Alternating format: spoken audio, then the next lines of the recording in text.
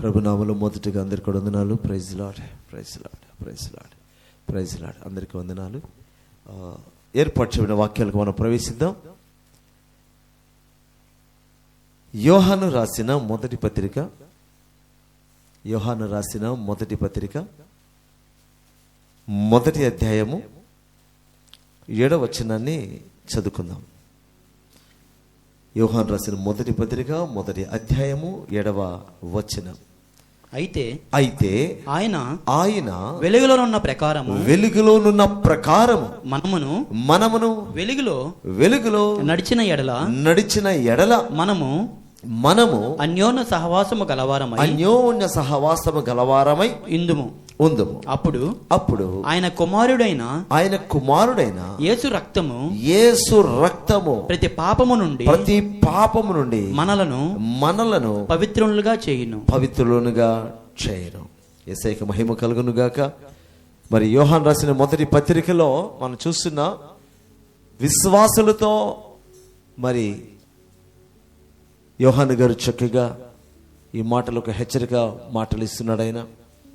ఎందుకంటే దేవుని ప్రజలు ఎవరైనా కావచ్చు, క్రీస్తు యేసులో విశ్వాసం ఉంచినటువంటి వారందరూ దేవుని ప్రజల్ని మనకు బాగా తెలుసు. యేసు క్రీస్తులో విశ్వాసం ఉంచక ముందు మనము అనేక రకాలైన విషయాల్లో దేవునికి వ్యతిరేకంగా జీవించాం. అనేకమైన పాపాలు, వ్యతిరేకతలు మన జీవితంలో చోటు చేసుకున్నాయి. అది పాపమని మనకు తెలియదు, కానీ అందులో కొనసాగుతూ వచ్చాం. ఎప్పుడైతే యేసుక్రీస్తు యొక్క సత్య సువార్త మన దగ్గరకు వచ్చిందో మనము ఏమైనా మనకు అర్థమైంది. ఏమర్థమైంది? మనం ఏ స్థితిలో ఉన్నామో మనకందరికి కూడా అర్థమైంది.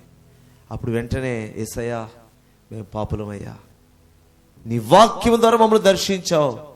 ఇంతవరకు మేము నీతిమంతులు అనుకున్నాం, లేదంటే మా స్వనీతి మీద మేము అనుకున్నాం, కానీ వాక్యం విన్న తర్వాత అర్థమవుతుంది మేమైతే నీతిమంతులమైతే కాదు, మేము ఇంతవరకు మా స్వనీతి మీద అనుకున్నాం, నువ్వు ఒక్కడే నీతిమంతుడు అయ్యా, మేము పాపులమయ్యా అని చెప్పి మన పాపములో మనమంటే ప్రతి విశ్వాసి కావచ్చు, ఈ ప్రపంచ ప్రతి విశ్వాసి యేసయ్య దగ్గరకు వచ్చి పాప క్షమాపణ మనం ఎలాగ పొందాం వాళ్ళు అలాగే పొంది అప్పటి నుంచి వాళ్ళ యొక్క పాపములు కొట్టివేయబడి వారు దేవుని బిడలుగా, దేవుని ప్రజలుగా పిలువబడే అనుభవాలకి మనం అందరం వచ్చాం.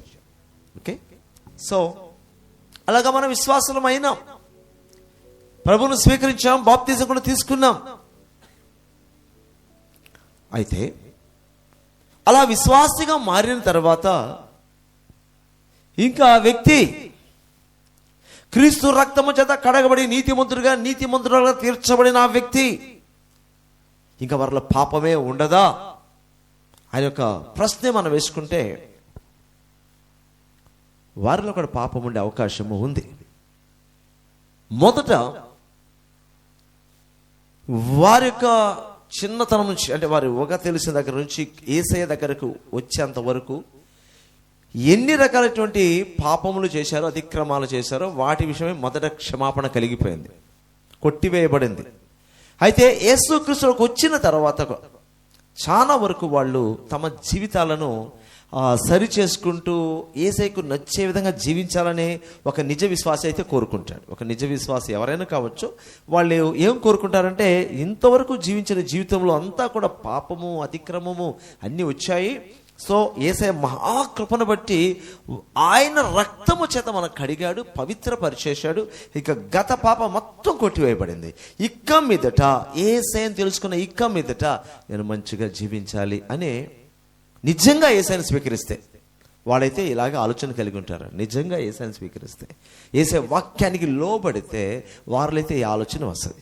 బట్ అలా ఆలోచన వచ్చినా కూడా వాళ్ళు చాలా విషయంలో చాలా జాగ్రత్తగా ఉన్నా కూడా వారిలో కూడా కొన్నిసార్లు పాపము ప్రవేశిస్తూ ఉంటుంది.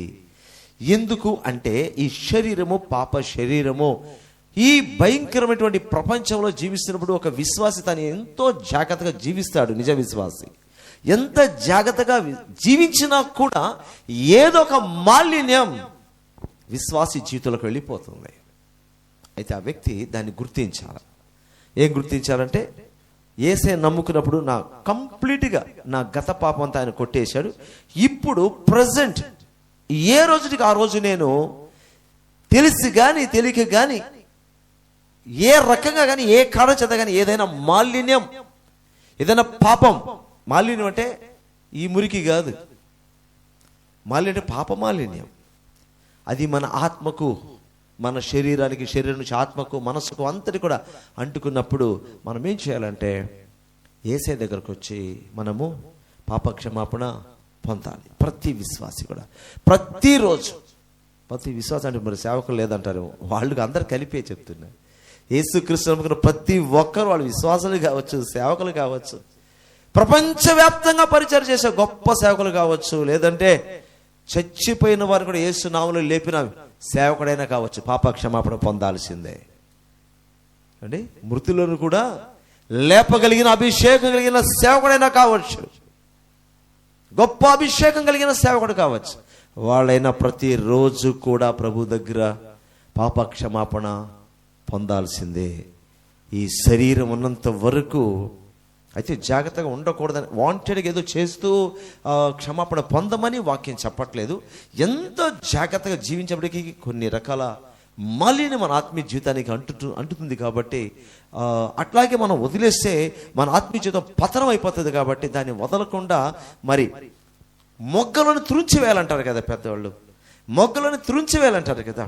కాబట్టి కొంత మన శరీరానికి, మన మనస్సుకు, మన ఆత్మకు ఈ లోకంలో మాలిన్యం, పాప మాలిన్యం, దేవునికి వ్యతిరేకమైనటువంటి ఏదైతే మనకు ప్రవేశించిందో దాన్ని మనం గుర్తించి గమనించి మన నుంచి తొలగించుకోవాలి. మొదట క్షమాపణ పొందాలి, నెక్స్ట్ దాన్ని మన నుంచి తొలగించుకోవాలి.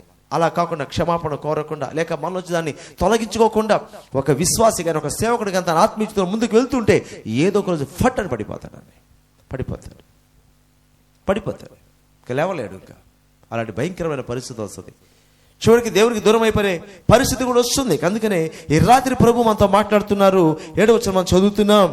అయితే ఆయన వెలుగులో ప్రకారం మనమును వెలుగులో నడిచిన ఎడలా మనము అన్యోన్య సహవాసం గలవారమై ఉందుము. అప్పుడు ఆయన కుమారుడైన యేసు రక్తము ప్రతి పాపము నుండి మనలను పవిత్రులుగా చేయును.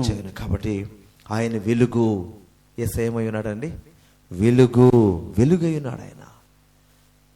మనం ఎవరిప్పుడు వెలుగు సంబంధం, ఆయన వెలుగై ఉన్నాడు, మనం ఆయన విశ్వాసం ఉంచినాం కాబట్టి మన వెలుగు సంబంధం ఇప్పుడు చీకటి సంబంధం కాదు.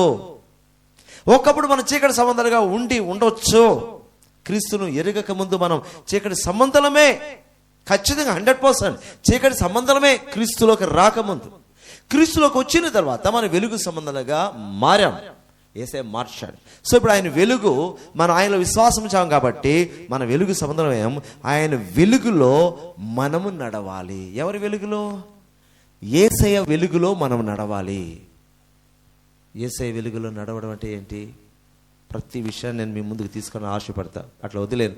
యేసయ్య వెలుగులో నడవడం అంటే యేసయ్య మనకి బోధలో నడవడం. ఆయన బోధే మనకు వెలుగు. హల్లెలూయా. వెలుగు ఏం చేస్తుందండి?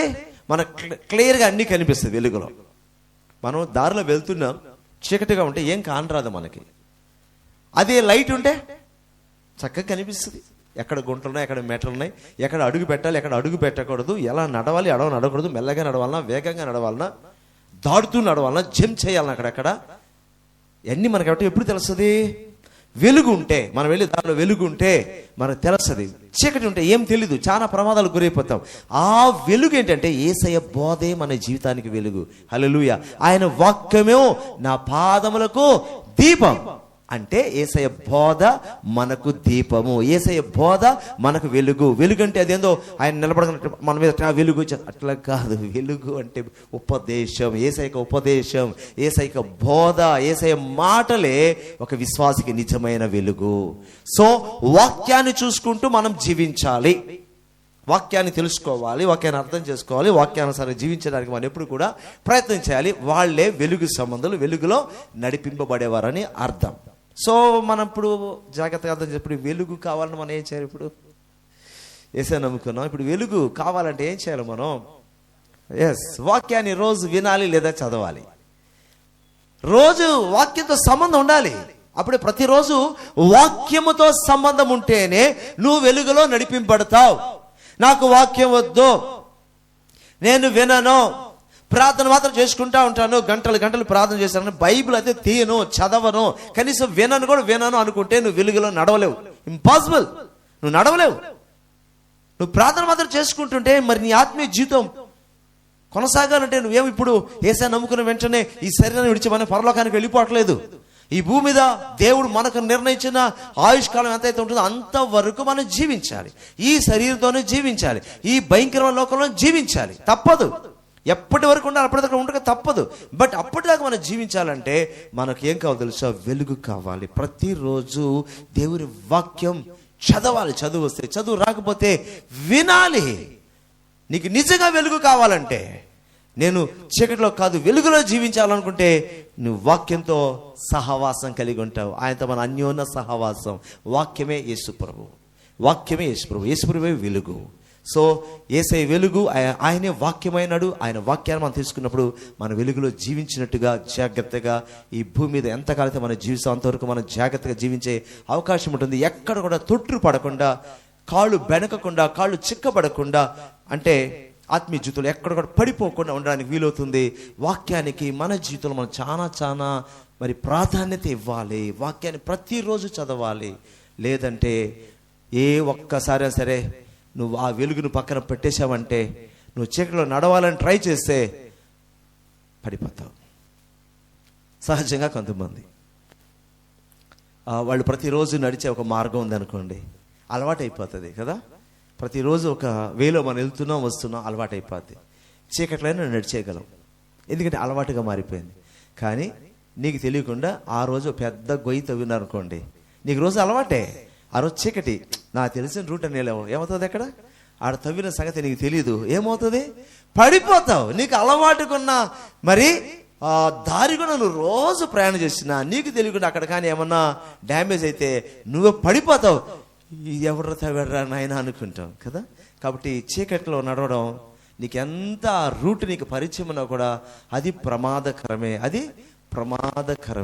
కాబట్టి మనము యేసయ్య వెలుగు, ఆయన వెలుగులో మనం జీవించాలి. ఆ వెలుగు ఏంటంటే యేసయ్య వాక్యం, యేసయ్య ఉపదేశం, యేసయ్య మాటలు ప్రతిరోజు మనం వినాలి, చదవాలి. అప్పుడే మన ఆత్మీయ జీవితం క్షేమకరంగా ఉంటుంది. అప్పుడు మనం ప్రార్థన చేసుకోవాలి.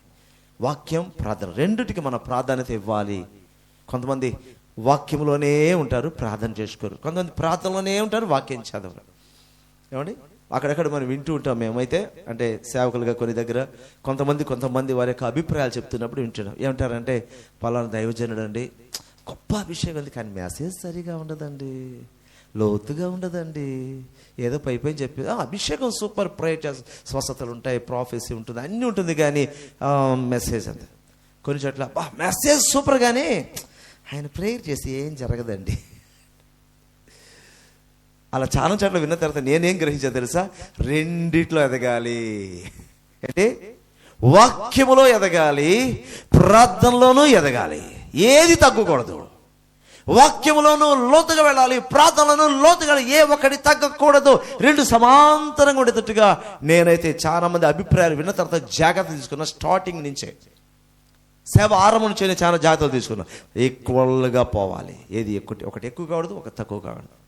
సో ప్రతి ఒక్కరి జీవితంలో అలాగే ఉండాలనే దేవుని వాక్యం సెలవిస్తుంది. ఇది నా సొంత అభిప్రాయం కాదు, కానీ దేవుడు నేర్పించింది అదే, ప్రతి ఒక్కరికి నేర్పించేది కూడా అదే. అయితే మనము వెలుగులో ఉన్నప్పుడు మరొకటి గమనించాలి. మనము వెలుగులోకి వస్తే మనం ఎలా ఉన్నామో మనకు బాగా కనిపిస్తుంది కదా. సహజంగా మనుషులకు ఉన్నటువంటి ఆలోచన ఎట్లా ఉంటుందంటే, క్లాస్గా ఉన్నారనుకోండి, వెలుగులోకి నిలబెడతారు. నేను నీట్గా ఉన్నా, క్లాస్గా ఉన్నా, నేను చక్కగా ఉన్నాను కాబట్టి వెలుగులో ఉన్నా. మాస్గా ఉన్నాను అనుకో, సరిగా అదో రకంగా ఉన్నాను అనుకోండి, చూడడానికి మెల్లగా చీకట్లోకి వెళ్ళిపోతారు, సరి కనిపించకుండా ఉండాలని కదా. కొంతమంది టెక్నిక్స్ ఎలా ఉపయోగిస్తారు. నీట్గా ఉంటే ఆ వెలుగులో వచ్చి నిలబడతారు, కాస్త డర్టీగా అదో రకంగా ఉంటే మాత్రం ఆ చీకట్లోకి వెళ్ళిపోతారు, సరిగా కనిపించకూడదని. ఓకే, ఈ టెక్నిక్స్ కొంతమంది వాడుతుంటారు. అది మేము చక్కగా కనిపించాలని ఒక ఉద్దేశం ఉండొచ్చు. బట్ ఇక్కడైతే మనం వెలుగులోకి రావడం వల్ల ఒక ప్రయోజనం ఉంటుంది తెలుసా? మనలో ఏదైతే లోపాలు ఉందో ఆ లోపాలు కనిపించే వెలుగులోనే, చీకట్లో కనిపించదు. సామాన్యమైన విషయాలు అయితే నీట్గా ఉంటే వెలుగులోకి వస్తాం, మరి మాస్గా ఉంటే అది రకంగా ఉంటే చీకట్లోకి వెళ్ళిపోతాం. బట్ మనము వెలుగులోకి ఖచ్చితంగా అయితే రావాలి. ఆధ్యాత్మికమైన విషయంలో అయితే మాత్రం వెలుగులో ఖచ్చితంగా రావాలి. నేను చీకట్లో దాంకుని అనడానికి లేదు. అలా దాంకుంటూ ఉంటే మనలో ఉన్న లోపం ఎప్పుడు కనిపించదు మనకి. మన ముఖం అంతా మసి పూసుకుంది అనుకోండి, నేను డార్క్నెస్గా ఉన్న ప్లేస్లోకి వెళ్ళిపోతే మీరు నాతో మాట్లాడినా కూడా నా స్వరం వినిపిస్తే నేను లైట్గా బ్లర్గా మీకు కనిపిస్తాను. బట్ నా ముఖంలో ఏ మసి మీకు కనిపించదు, మీరు నాకు చెప్పలేరు. కనిపించారు బ్రదర్, మాట్లాడాం, సార్తో మాట్లాడాం, వెళ్ళిపోయారు. అదే వెలుగులోకి వస్తే నాతో మాట్లాడు మీకు క్లియర్గా అర్థమవుతుంది. సార్ ఏం సార్ ఎందుకు పూసుకుంది ముఖానికి, కాస్త చూసుకోలేదా మీరు అంటారు. సో ఒక వ్యక్తి తనలో ఉన్నటువంటి బలహీనతలు, తనలో ఉన్న లోపాలు, లేదా ఏదైతే తనకు తెలియకుండా ఉందో ఎప్పుడైతే వెలుగులోకి వస్తాడో క్లియర్గా తెలుస్తుంది. అప్పుడు అతను యథార్థవంతుడైతే ఏం చేస్తాడంటే క్లీన్ చేసుకుంటాడు. ఉంటే నీళ్ళు అనుకుంటే చీకట్లోకి వెళ్ళిపోతాడు, దాంకుంటాడు. ఎవరు కనిపించకుండా ఉండాలా, ఎవరు కనిపించకుండా ఉండాలా. మీకు అర్థమైంది అనుకుంటున్నాను నేను చెప్పే పని ఇక్కడ అర్థమవుతున్నాయి కదా. సో మనము దాక్కుంటే మనకి ఏ విధమైన లాభం అయితే లేదు. దేవుని ఎదుట మనం దాక్కోలేము, దేవుని ఎదుట మనం దాక్కోలేము. మనం ఎదుటికి వచ్చేసేయాలి అంతే. నన్ను అడిగితే ఆయన ఎదుటికి వచ్చేయాలి. ఆయన గద్దిస్తాడా, గద్దించు ప్రభా, నువ్వు గద్దిస్తే మంచిదే కదా నాకు, నువ్వు గద్దించు. అరుస్తావా, అరు ప్రభా. శిక్షిస్తావా, శిక్షించు ప్రభా. నువ్వే చేసినా నాకు సంతోషమే, నేను నీ ఎదుటే ఉండాలా. నన్ను క్లీన్ చేయి. ఎట్లా క్లీన్ చేస్తాడు మనల్ని, ఎట్లా శుద్ధి చేశాడు? ఆయన రక్తం. ఇప్పుడు మనం ఎప్పుడైతే అక్కడ ఆ వచనంలో బాగా అర్థం చేస్తాం, మన వెలుగు సంబంధం అయితే యేసు రక్తం మన ప్రతి పాపమును పవిత్రపరచను అంటే దాన్ని ఎలా అర్థం చేసుకోవాలంటే, యేసు యొక్క వెలుగులోకి మనం వచ్చినప్పుడు మనలో బలహీనతలంతా మనకు కనిపిస్తుంది. అప్పుడు దాన్ని ఒప్పుకొని, ప్రభా నాలో ఇన్ని బలహీనతలు ఉన్నాయి, ఇన్ని లోపాలు ఉన్నాయి, నన్ను క్షమించు అని మనం ప్రార్థన చేస్తాం. అప్పుడు ఆయన రక్తం మనను పవిత్రపరుస్తుంది. హల్లెలూయా. క్రీస్తు యొక్క రక్తం ఏం చేస్తుంది మనల్ని? ప్రతి విశ్వాసిని కూడా, ప్రతి దినము కూడా, ప్రతి విశ్వాసిని, సేవకుని, దేవుని ప్రతిరోజు యేసుక్రీస్తు రక్తము చేత మనం కడగబడాలి. ఆయన రక్తం మనం ప్రోక్షించబడాలి. అప్పుడు మనం శుద్ధి అవుతాం, మనలో ఆత్మ శుద్ధి అవుతుంది. ఎప్పుడు పిలిచిన దేవుడు మనం ఆయన దగ్గరికి వెళ్ళడానికి రెడీగా ఉంటాం. ఈ మాట మనం హెబ్రీ పత్రికలో చూస్తే, హెబ్రీ 9:14 చూడండి. హెబ్రీ 9:14లో యేసు రక్తం ఏం చేస్తుందో మన జీవితంలో మనం 9వ అధ్యాయం 14 వచనం. హెబ్రీ నిత్యుడగు ఆత్మ ద్వారా తన్ను తాను దేవునికి నిర్దోషిగా అర్పించుకొనిన క్రీస్తు యొక్క రక్తం నిర్జీవ క్రియలను విడిచి జీవము గల దేవుని సేవించుటకు మీ మనస్సాక్షిని ఎంతో ఎక్కువగా శుద్ధి చేయను. యేసుక్రీస్తు రక్తం ఏం చేస్తుందంట? మనకు నిర్జీవ క్రియలను విడిచిపెట్టడానికి సహాయం చేస్తుంది. మన మనస్సాక్షిని శుద్ధి చేస్తుంది. మనలో ఉన్న నిర్జీవమైన క్రియలు అంటే అది మంచి క్రియలు కాదు, చెడ్డ క్రియలు. నిర్జీవమైన క్రియలు అంటే చెడ్డ క్రియలు. విశ్వాసుల్లో కూడా చెడ్డ క్రియలు ఉంటాయి.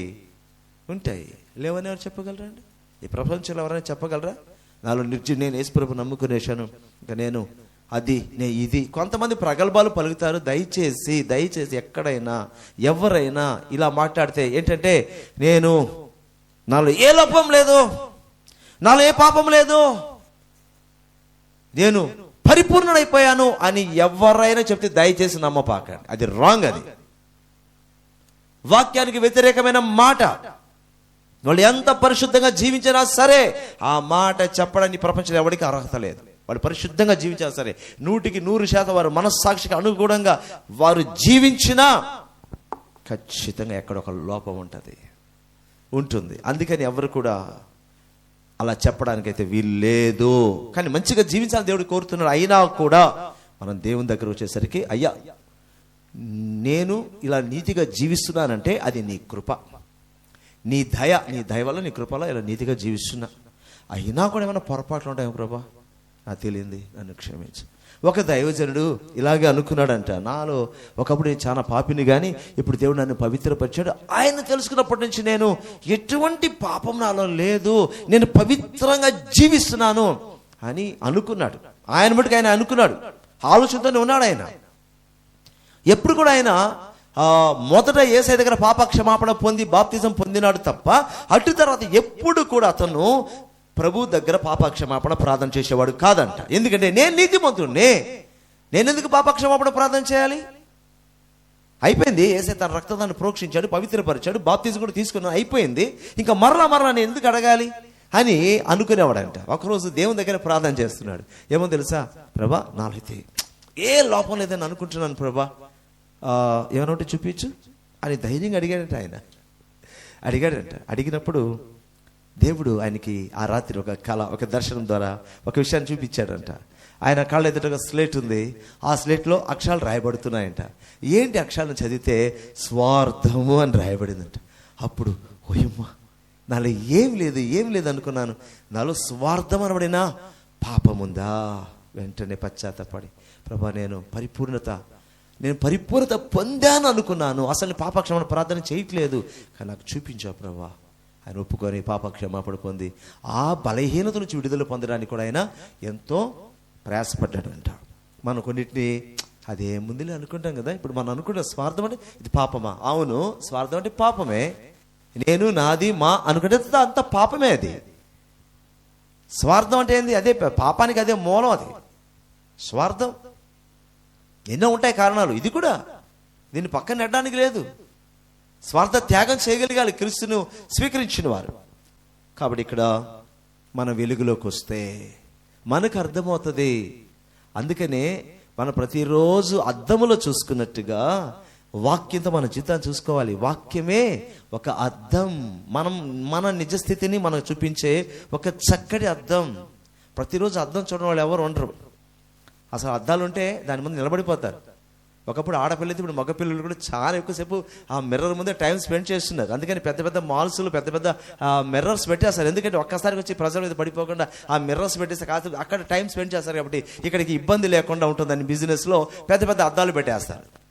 కాసేపు అక్కడ టైం స్పెండ్ చేస్తారు, నాకు ఫ్రీగా ఉంటుంది అన్న ఉద్దేశంతో వాళ్ళు. ఎందుకంటే మన యొక్క వీక్నెస్ వాళ్ళకి తెలుసు కాబట్టి, మరి ముఖ్యంగా స్త్రీల యొక్క వీక్నెస్ తెలుసు కాబట్టి ఆ అద్దాలు బిగిచ్చేస్తారు వాళ్ళ దగ్గర. సో ఆ అద్దం పక్కన పెడితే, ఆ అద్దంతో నువ్వు చూసుకో, అది నీ ఇష్టం. బట్ ఈ అద్దంతో ప్రతిరోజు చూసుకోవాలి. భౌతికమైన అద్దంలో నువ్వు చూసుకుంటూ వచ్చే లాభం ఉందో నష్టం ఉందో అది ఓకే, అది పెద్ద విషయం అయితే కాదు. కానీ ఆధ్యాత్మికమైన అద్దం అనేది ఉంది. ఆ అద్దమే దేవుని యొక్క వాక్యం. ఆ వాక్యం ఎదుటికి రాకపోతే నీలో ఉన్నటువంటి ఆ మచ్చ, ఆ డాగు రోజు రోజుకి ఎక్కువ అవుతూ ఉంటుంది, మరక ఎక్కువైపోతుంది, ప్రాబ్లం ఎక్కువైపోతుంది, ఇంకా అసభ్యకరంగా మారిపోతుంది చూడటానికి. ఎవరు చూడడానికి? మనుషు ఎదుట నీట్గా ఉంటాం, దేవుని ఎదుట దేవుడు చూసినప్పుడు ఏంది ఇట్టున్నాడా అంటే ఆధ్యాత్మికంగా ఆ మరక, ఆ డాగు, ఆ మచ్చ రోజు రోజుకి ఎక్కువైపోయి చూడడానికి అసభ్యకరంగా ఉన్నాం అనుకోండి, ఆయన మనల్ని మెచ్చడు. క్లీన్ చేసుకురా పో. కాబట్టి ఈరోజు రాత్రి మనం వింటున్నాం ఆయన వెలుగు. మనము ఆయనతో, ఆయన వెలుగులో నడిస్తేనే మనం వెలుగు సంబంధం అవుతాం. ఆయనతో అన్యోన్యమైన సహవాసం కూడా ఉంటుంది మనకి. ఆయన వెలుగులో ఉంటేనే దేవునికి మనకి సహవాసం ఉంటుంది, బంధం ఉంటుంది. ఆయన వెలుగై ఉండి మన చీకటి ఉంటే ఆయనకు మనకు ఎటువంటి సంబంధం ఉండదు. నువ్వు ప్రార్థన చేసినా, ఆరాధన చేసినా, దేవుని కొరకు ఏం చేసినా, నువ్వు చీకటిలో ఉంటే వెలుగు అయినటువంటి దేవునితో ఎటువంటి సహవాసం మనకు ఉండదు అని దేవుని వాక్యం చెప్తుంది. కాబట్టి ఎప్పటికప్పుడు యేసయ్య రక్తంతో, వాక్యమైన అర్థంతో చూసుకొని, వాక్యమైన అర్థంతో మనం చూసుకొని, మనలో కనిపించే ప్రతి లోటును బట్టి పశ్చాత్తాపడి మనం ప్రార్థన చేయాలి. దేవుని దగ్గర ప్రార్థన, యేసయ్య దగ్గర ప్రార్థన చేయాలి. ఆయన మనం క్షమించుటకు సమర్థుడు. సో ఇక్కడ ఒక పాయింట్ చూద్దాం. పాపమును ఒప్పుకోకపోతే పరిస్థితి ఏంటి అన్నది ఒక పాయింట్ చూద్దాం. పాపమును ఒప్పుకోకపోతే ఏంటి పరిస్థితి? ఓకేనా? ఇక్కడనే ఉంది, ఎక్కడ మనం పోనక్కర్లేదు. ఈ మొదటి యోహాను రాసిన పత్రిక 1వ అధ్యాయము 8వ వచనం చదువుదాం. ఏమవుతుంది అసలు? 8వ వచనం. మనము పాపము లేని వారమని పాపము లేని వారమని చెప్పుకొనిన ఎడల మనలను మనమే ఏంటంట, మనలను మనమే మోసపుచ్చుకుందము మరియు మనలో సత్యం ఉండదు. ఎవరైతే నాలో పాపం లేదని చెప్తారో ఒక విశ్వాసి గాని సేవకుడు గాని ఏమవుతో తెలుసా, వాళ్ళే మోసపుచ్చుకుంటున్నారు. First point. ఇంకొకరిని మోసం చేయడం కాదు, ఏ వ్యక్తి అయితే ఆ వ్యక్తి తను తాను మోసపుచ్చుకుంటున్నాడు. ఎంతకాలం మోసపోతాడు ఆ వ్యక్తి? ఆ మోసపోవడం తనకు చాలా చాలా లాస్ తెలుసా. ఆధ్యాత్మికంగా తనకు రావాల్సినటువంటి ఏమీ రావు, ఆధ్యాత్మిక తను పొందవలసి ఏది పొందుకోలేడు. ఎందుకంటే మోసంలో జీవిస్తున్నాడు కాబట్టి తను ఏమీ పొందుకోలేడు. ఇంకా ఆ వ్యక్తిలో సత్యం నిలవదు. ఇంకా సత్యం అంటే ఎవరండి? యేసుక్రీస్తు సత్యం. నేనే సత్యమును, నేను మార్గమును, జీవను, సత్యం అని యేసయ్య చెప్పాడు కదా. మరి ఎవరైతే నాలో పాపము లేదు అని చెప్తాడో లాస్ట్ అంటే తెలుసా, ఆ వ్యక్తిలో సత్యం ఉండదు. అనగా క్రీస్తు ఆ వ్యక్తిలో ఉండడు. నాలో పాపము లేదని చెప్పే వ్యక్తిలో క్రీస్తు ఉన్నాడు, అండ్ తను తానే మోసం చేసుకుంటున్నాడు. ఇంకొంచెం చూస్తే ఇది అతనికి పర్సనల్ సంబంధించిన విషయం. నాలో పాపము లేదు అని ఒక వ్యక్తి చెప్తే మొదటగా తనకు పర్సనల్ కలిగే ఒక నష్టం. రెండవది ఇంకొకటి కూడా ఉందండి. 10వ వచనం చూడండి. మనము పాపము చేయలేదని చెప్పుకొనిన ఎడల ఆయనను అబద్ధికునిగా చేయువారమగుదుము. మరియు ఆయన వాక్యము మనలో ఉండదు. చూసారా, నాలో పాపం లేదు అని ఎవరైనా చెబితే గుర్తుపెట్టేసుకోండి, వాళ్ళు మోసం చేసుకుంటున్నారు. వాళ్ళలో సత్యం ఉండదు. ఇంకా వాళ్ళు దేవుని అబద్ధికునిగా చేస్తున్నారు. ఎవరిని? దేవుణ్ణి అబద్ధికునిగా చేస్తున్నారు. ఇంకా అసలు ఆయన అబద్ధికునిగా చేయడం వల్ల ఆయన వాక్యం వాళ్ళు అస్సలు నిలవనే ఎంత వాళ్ళు ఇక్కడ కంటత చేస్తారేమో కానీ ఇక్కడైతే నిలవదండి. నిలవదు, అంతే. అది జారిపోద్ది. ఇక్కడ ఫిక్స్ చేసుకోవాల్సిందే. ఆది కాడ నుంచి ప్రకటన దాకా చూడకుండా చెప్పొచ్చు. అంత మాత్రాన వాళ్ళు పరిశుద్ధులు అయిపోరు. ఏమంటే కొంతమందికి బాగా మెమరీ పవర్ ఉంటుందండి. వాళ్ళు ఏది చెప్పినా గుర్తు, అంత మాత్రాన అది గొప్ప విషయం కాదు కదా. బైబిల్ని నేను 100 సార్లు చదివేసి అని చెప్పవచ్చు, అంత మాత్రం గొప్ప విషయం కాదు. రేపు పరలోకానికి వెళ్ళేటప్పుడు యేసుప్రభువు వారు నువ్వు ఎన్నిసార్లు బైబిల్ చదువు అని అడుగుతాడా? మత్తయి సువార్త చెప్పు అంటాడా? మార్కు సువార్త ఏందో చెప్పు అంటాడా? లేదు. ఆది కాండంలో ఏముందో చెప్పు అంటాడా? ఈ పరిశుద్ధ గ్రంథంలో ఏ శాస్త్రాలు ఉన్నాయి నాకు చెప్పు అంటాడా? బిగ్ బ్యాంగ్ అని అడుగుతాడా? ఏం అడగడు. నాలో విశ్వాసం వచ్చి నువ్వు నేను చెప్పినట్టు జీవించావా లేదా అంటాడు. అంతే కదా. ఆది కాడ నుంచి ప్రకటన దాకా చెప్పని అది ఎందుకంటే మనం బైబిల్ జ్ఞానం పొందడానికి నేర్చుకుంటున్నాం. చదవడం తప్పు కాదు, నేర్చుకోవడం తప్పు కాదు, అనుసరించాలి. దేవుడు కదా అనుసరించే విషయమే అడుగుతాడు. సో నేను వారం రోజులు బైబిల్ చదివేశాను. ఈ మధ్య మరి ఎక్కువ అయిపోతుంది పిచ్చి. 10 రోజులు బైబిల్ చదివేశాను. వచ్చింది ఇంకా ఏం వచ్చింది చెప్పు? ఏమైనా వచ్చింది మీకు? ఏం రాదు. బైబిల్ ఎట్లా చదవాలంటే ప్రార్థన పూర్వకంగా, నెమ్మదిగా, ప్రశాంతంగా, వచనం వెంబడి వచనాన్ని అర్థం చేసుకుంటూ దేవుని కృపను అడుగుతూ, ప్రభువా నీ వాక్యం ద్వారా నాతో మాట్లాడయ్యని వేదనతో చదివినప్పుడు, ఒక్కొక్క వాక్యం నుంచి ఆయన మనం దర్శిస్తున్నప్పుడు ఇప్పుడు ఆనందం కదండి. దర చదువు. అది వాక్యం దేవుని ఆయన చదువుకుంటూ పరునండి. వాక్యం దేవుడై ఉండేను ఇలా చదువుకుంటూ పోతే ఆయన ఎట్లా మాట్లాడతాడండి? సహజంగా అందరికీ తెలిసిన విషయం ఏంటి? వాక్యం ద్వారా దేవుడు మనతో మాట్లాడతాడు. అవునా కదా? వాక్యం ద్వారా దేవుడు మనతో మాట్లాడతాడు. సో నువ్వు బైబిల్ని పట్టని నీకు వాక్శక్తిని బట్టో నీ చదువుని బట్టి చదివితే దేవుడితో ఎలా మాట్లాడాలి, ఎక్కడ మాట్లాడాలి, ఎలా మాట్లాడాలి అసలు చదువు నీకే అర్థం కావట్లేదు. అక్కడ నెలలో పూర్తి చేసేసాను, ఈ సంవత్సరాన్ని 12 సార్లు బైబిల్ చదువు. ఏం ప్రయోజనం చెప్పు? ఏం ప్రయోజనం? ఎలాంటి ప్రయోజనం లేదు. నిజంగా వాళ్ళ మనస్సాక్షి మీద, వాళ్ళ మనస్సు మీద వాళ్ళు ఒకసారి లేదా వాళ్ళ గుండెల మీద చేసుకొని వాళ్ళ మనస్సాక్షి ఒకసారి విమర్శించుకుంటే ఏం ప్రయోజనం? ఏం లేదు. ఒకవేళ కంటత అయి ఉండొచ్చు, లేదా చక్కగా ప్రతి పదాన్ని చక్కగా పలకగలిగిన సామర్థ్యం నీ నోటికి వచ్చి ఉండొచ్చు, అంతే. నీ నోటికి చక్కగా పదాలను స్పష్టంగా పలకగలిగిన సామర్థ్యం వచ్చి ఉంటుంది తప్ప ఆధ్యాత్మిక ఎటువంటి లాభము నీకు లేదు. ధ్యానించు, చదువు. ఒక్కొక్క వచనం గురించి ఆలోచిస్తే దిమ్మ తిరుగుతుంటుంది. మరి వీళ్ళు ఏందో చదువు, వారంలో చదివేశాను, నెలలో చదివేశాను, 6 నెలలు చదివేశాను, సంవత్సరం రోజు నెమ్మదిగా చదివితేనే అర్థం కావట్లేడ. రోజుకి 2-3 అధ్యాయాలు చదివితేనే, రోజుకి 2-3 అధ్యాయాలు కూర్చొని చదివితేనే వాస్తవం అది. ఏంటంటే ఇప్పుడు ఒప్పుకోకపోతే పరిస్థితి ఏంటి అంటే మనల్ని మనం మోసపుచ్చుకుంటాం, మనలో సత్యం ఉండదు, దేవుని అబద్ధకునిగా చేస్తున్నాం, ఆయన వాక్యం అలా ఉండదు. ఒప్పుకుంటే రెండో పాయింట్, ఒప్పుకుంటే మన పాపములను ఒప్పుకుంటే 9వ వచనం చదువుకుందాం. ఏం జరుగుద్ది?